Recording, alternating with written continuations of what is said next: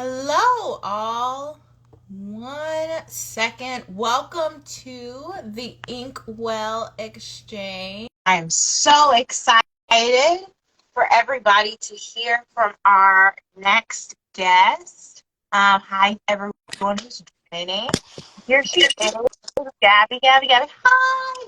Okay, so I'm gonna move this up so I can see this. It is so great to have you on the Inkwell Exchange. I'm going to let you introduce yourself in just a second, but I want to tell everybody this. I think this is a great full circle moment because me and Gabby actually met when we were tiny children at Dallas Montessori Academy when we were really young, and I think we Even before spent maybe 3 to 4 years at the same place, which was great. So I'm going to turn it over to her. She's going to tell you who she is, what she does, and she's going to tell us a little bit about her work with youth poets, and then I'm going to kick us off with a couple of other questions from there. But go ahead. Okay, so hey guys. Yeah, as Alyssa said, we go way back from our parents were friends at church, and then we went to school together for a really long time. We also had a super weird website called Teen Earth Superheroes, and that's really where we started writing, if you really want to get into it. So that's creepy, but no. No, I think that's actually a really great start. So we had what we used to call Tesh. We had like these really crazy shirts. We actually made like a logo. I think that will tell you we were very ambitious children. So we thought we were going to save the earth with this small nonprofit. Our parents like helped us pull it together. I remember we used to do like a couple of days, every couple of weeks, we would go out on like a Saturday and do an activity that we thought was going to help save the earth. But we came up with like a lot of our writing and copy around it because our parents weren't doing it for us, which was so crazy. And I'm so glad you brought it up. So that's another type of writing. If you like science and math and stuff, climate change, concerned about that, you can write about it. Okay, go ahead. And I guess that kind of leads into all the whole social justice and what I do. So Yeah. my name is Gabby Elvessie. I am executive director of Dallas Youth Poets. I'm also a poet myself. And that's pretty much, that's what I do. We take kids to Brave New Voices, which is the largest international poetry competition in the world. I've been able to participate with this organization when I was a youth myself. And then a few years ago, I got it handed down to me, which was such a blessing. And this year, we're taking kids to San Francisco, which is going to be so awesome. We just made the team last week, actually. So it's all pretty great. That's really great. So I'm going to take us all the way back to the basics because I'm going to assume that some people haven't spent half their life binging Brave New Voices on YouTube and say, like, can you break down at the simplest level, like if I were going to explain it to a kid I met around the corner, what is slam poetry? So, I'm not trying to give you the spiel. Yeah. I'm not gonna give you the spiel, but it's a game essentially where poets get up, they spit a poem, which is usually between 3 minutes and 10 seconds, and the judges score them on a 0 to 10 grading scale. They drop the lowest and the highest score. The 3 in the middle are added up with the 1-point decimal system. So it can get really interesting because what you do is, let's say there's a slam somewhere. You walk in, you don't really know who you're going against. You might not know who you're going against. But unlike Brave New Voices, we do know the teams, right? You get to see all the teams get developed throughout the years in all the different cities throughout the world. And they... we compete against each other. So we do 2 rounds every bout. So they do 2 rounds where they compete against other poets, and then it goes from there. So it's pretty much bracket system. Yeah. So how do you I think this is really great, which is, and probably a very interesting angle, which is how do you work with youth to start like curating their voices? Because I in particular find slam to be a very specific type of art, right? Which is separate, I would say, from like regular poetry.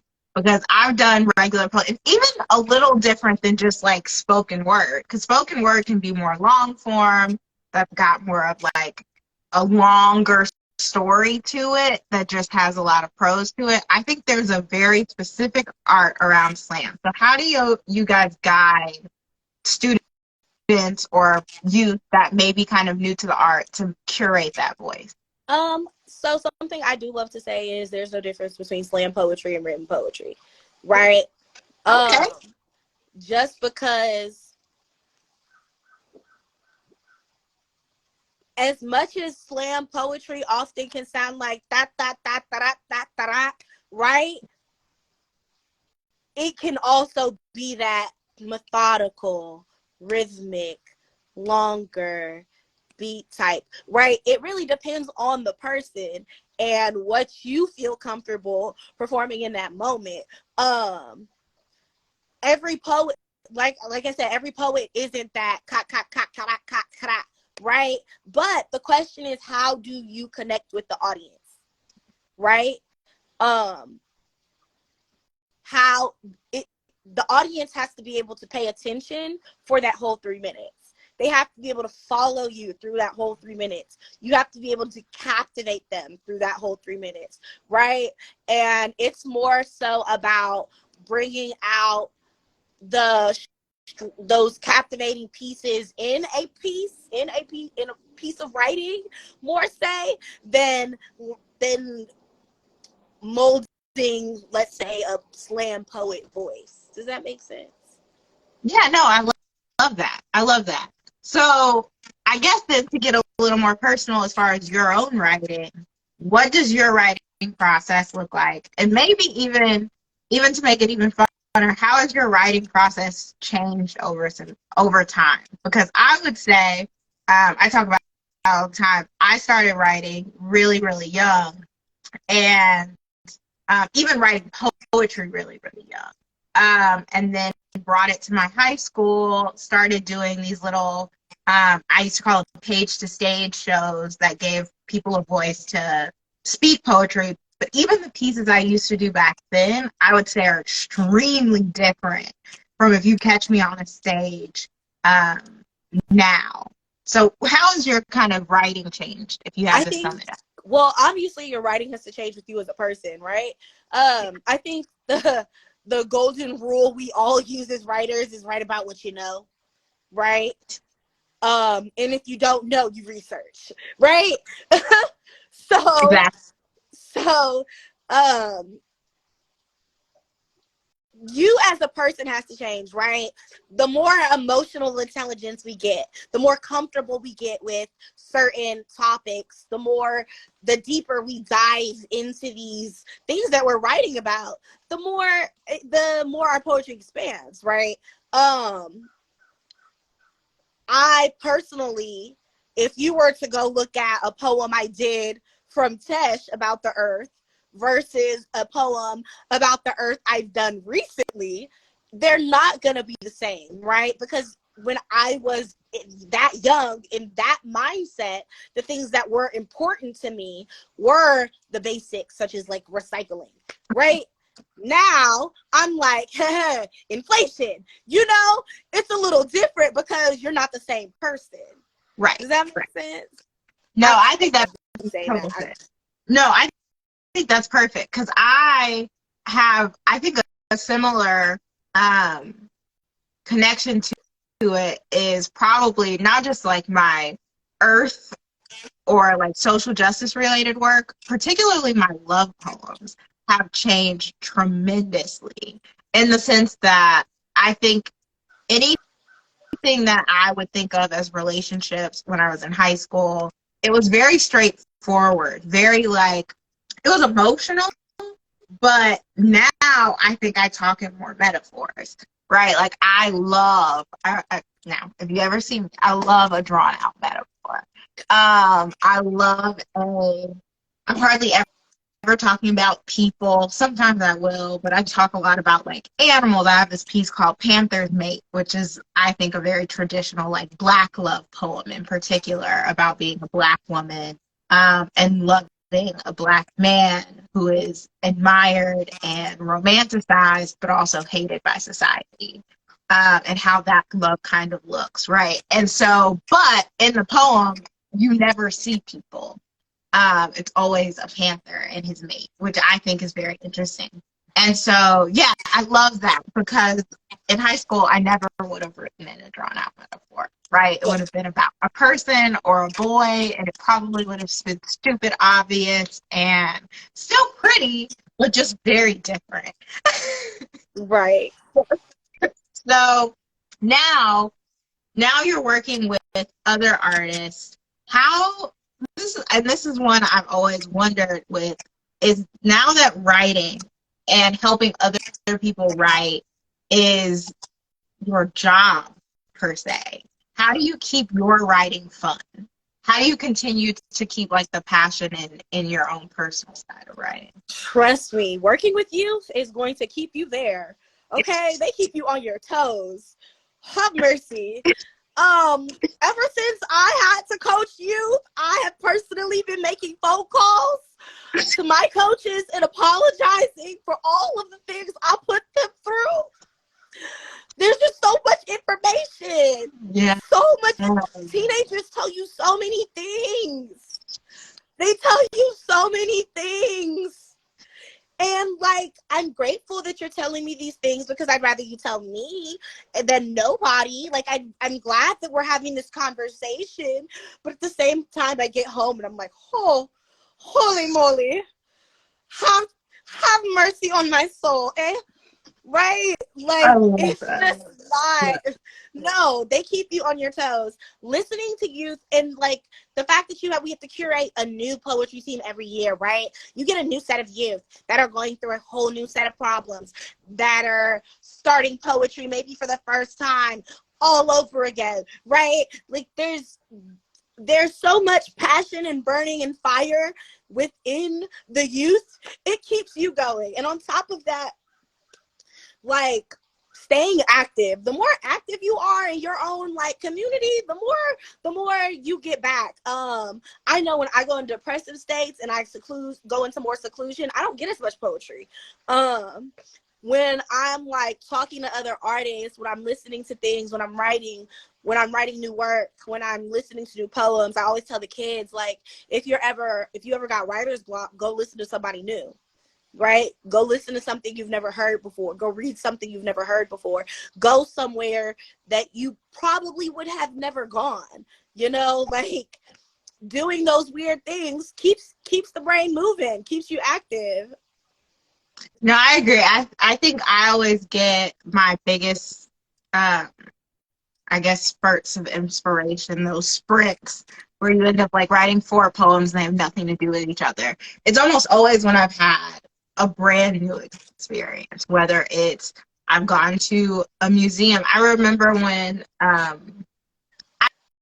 remember being very sad. So when I first went to Paris, I don't know if anybody actually knows this. When I first went to Paris, because I went for my master's, I didn't write. And I thought it was so odd because I was like, I'm in this brand new city, right? There have been so much ink spilt about the beauty of Paris and songs about it, and I couldn't write anything creative. Like I could write for my classes and blah blah blah, but nothing creative felt like it was spilling out of me.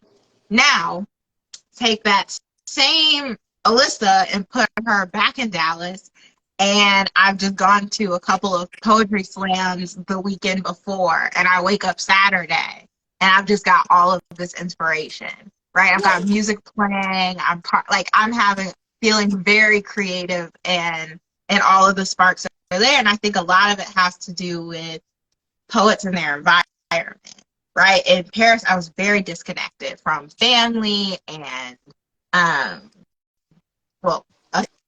by a sea, right?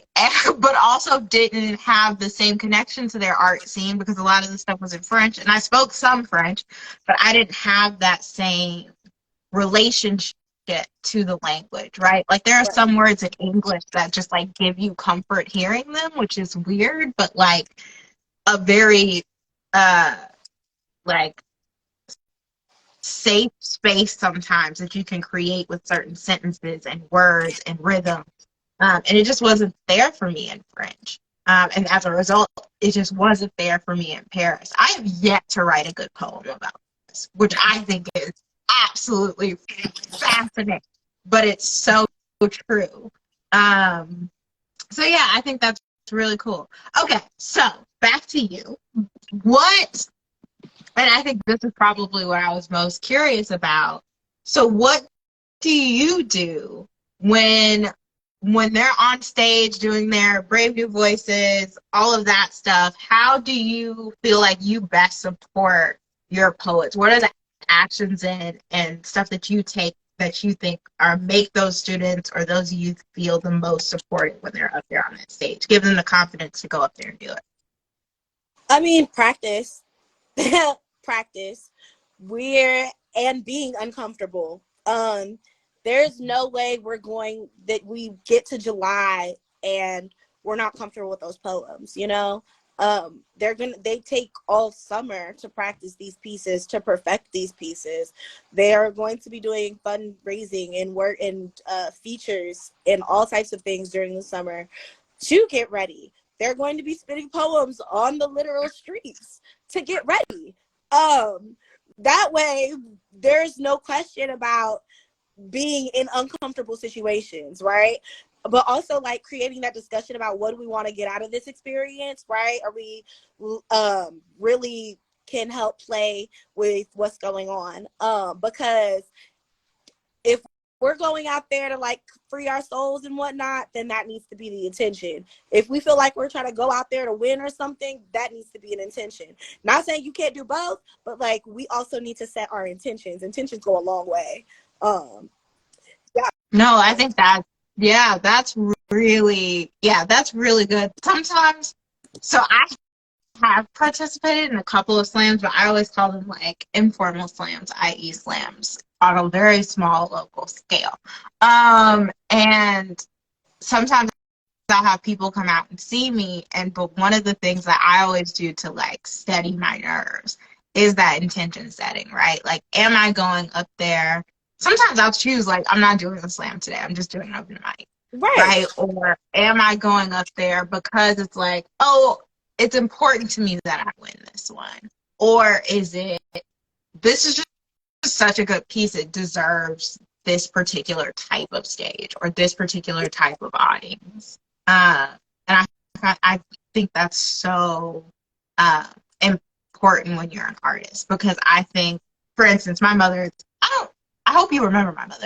My mother is extremely competitive. That has not changed in all of the years that we've been apart. She's very competitive. So anytime I step up and am going to decide to do a slam, she feels like, of course her baby should be the one who wins.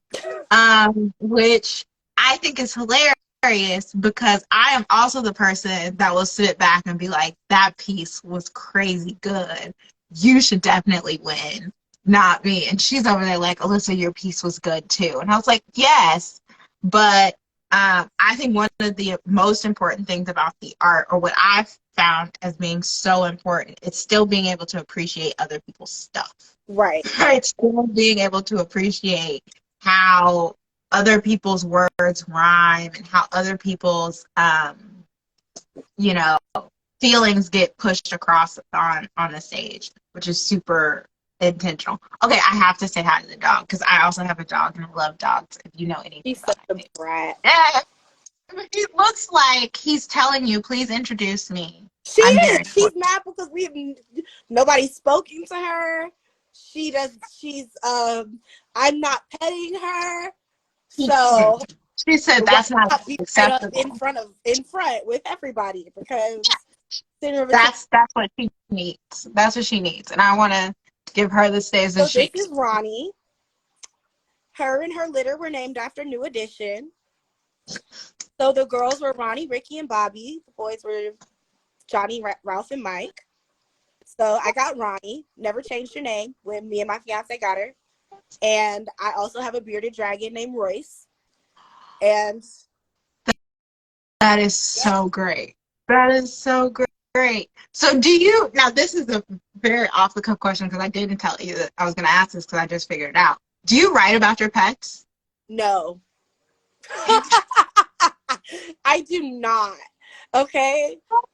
Why? I Oh. don't know. I haven't even had her that long. You're only what, 3? She's only 3. I just got my Royce maybe almost a year ago. So not really. Yeah, No. that's crazy. Well, it's not crazy. It's just me because I'm obsessed. But she has I a write about children's her book. all And the what I do time. with children is like when I was doing like pre-K, kindergarten, Yeah. let them write their own stories. And so like Mad Libs kind of is what I would do. Is I would just like write Mad Libs and they'd have to just go in and fill in the blanks. All types of craziness comes out. I love that. I love that so, so much. Well, I want to let you go, but I also want to give you a second to tell the audience if there's a way they can either support you, because I know you also have a book. So if you want to take a second to tell us about the book, how they can get it, or how they can support your work with Dallas Youth Poets. Okay, so I do have a book. I don't have many copies left because I wrote a second So one and then limited like, edition. no, don't release the second one, write the third one, and then was in the middle of the third one and was like, we're good here. So this is called Baby Poet Problems, and it's exactly what it sounds like. About a lot of problems that I felt like I was having as a child, you know? And it's broken into 2 sections, which is old crap and new crap, for better sense of the word. Love it. It shows you kind of like my journey through poetry as well. Like the poems get better the farther you go in. Yeah. But why did you decide to write a? I always ask our guests, why did you decide to write a book? Because my coach told me to. Good answer. No, literally, he was like, my coach, his name was Reg Almighty. He Yeah. was like, so you gonna write a book? And I was like, no, I don't have poems to write a book. And he was like, yeah, you do. And I was like, are you sure? He was like, yeah, just do it. Watch. And I was like, okay, why not? And then I was like, okay, put some things together, emailed them to him. I was like, hey, what about this? He was like, looks like a book to me. So now it's a book. I love that. I also love how I feel like anytime I talk to Dallas poets, Rage Almighty comes up. I feel like all of us at some point were exposed to him. So if you understand anything, so let me get some history. Dallas Youth Poets was originated in 2012 by Joaquin Wataneo, which was the first Dallas Poet Laureate. And then it was turned over to Rage Almighty, Terry Otis, and Princess McDowell in 2017. And then in 2020, Rage passed in 2019. In 2020, it was turned over to me. So like that kind of shows you my history of that. Yeah, Rage was like, that was my coach. He took me literally took me across the country to like features with him, all types of things. I was so blessed to learn under his hand. And I just pass my children down the same thing that he gave me. That's about it. That's all I can do.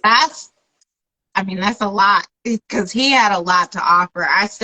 So when I first was introduced to the poetry scene, I think the Dallas poetry scene in high school, it was Rage was featuring somewhere. And I just happened to be there. And I know he had to have only done like 3 pieces.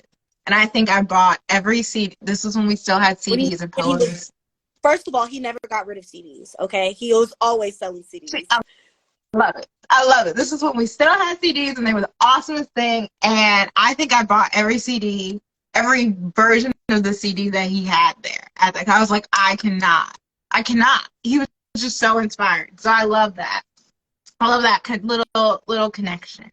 Okay, and then last but not least, is there a way that we can help support Dallas Youth Poets? Yes, so you can follow us at Dallas Youth Poets.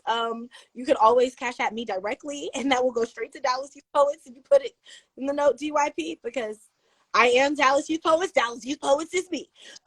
We are looking for things. If you want to buy us things, we are looking for tons of things. We're going to Houston in June, and we're going to San Francisco in July. The kids are also graduating college. They've got registries. So I try to support them as much as I can. So that's really what matters. Cash App is $ Dallas Youth Poets. Instagram, DY Poets. Facebook, Dallas Youth Poets. It's really direct. Pretty direct. I love it. I love it.